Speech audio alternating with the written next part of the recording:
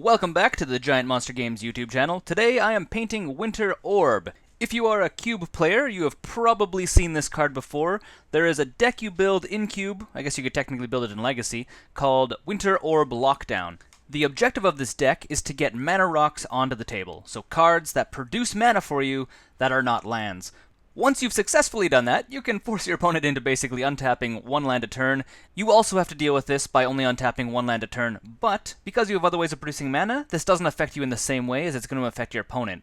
This deck generally plays really well as an aggro deck, because you're probably going to only have 1 or 2, sometimes 3 mana a turn if you have enough mana rocks, that you're going to be able to flood the board with low-cost aggro creatures and not let your opponent cast their big 4 and 5 drop spells that would hopefully win them the game. The one downside of this deck is it sometimes has no late-game strategy, because the cards you want to play to win you the game generally cost a lot of mana.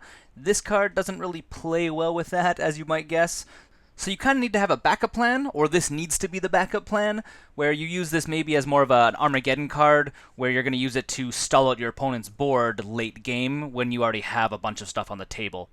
But enough about the actual card itself and what kind of decks you build with it. Let's talk about the actual altar.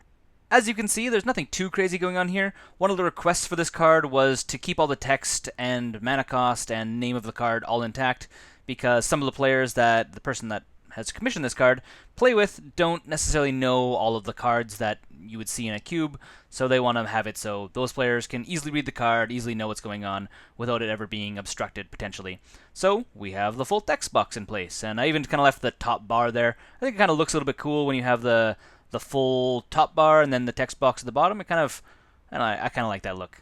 So as you can see in the video right now, I'm enhancing the orb. The one thing that's always kind of bothered me with this card is the orb was just a white mass, so I wanted to make it more defined. So that's what I did. I made it a lot more defined. So here's a really good trick for anyone that's just getting into painting magic altars. Toothpicks. The hard-edged toothpicks.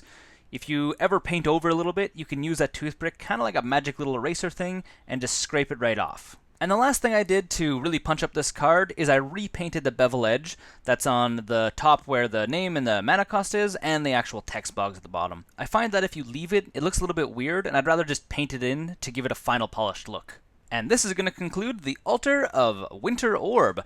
I hope you enjoyed this video. If you're interested in having me do an altar for you, please just reach out to me via YouTube or through the Giant Monster Games Facebook account.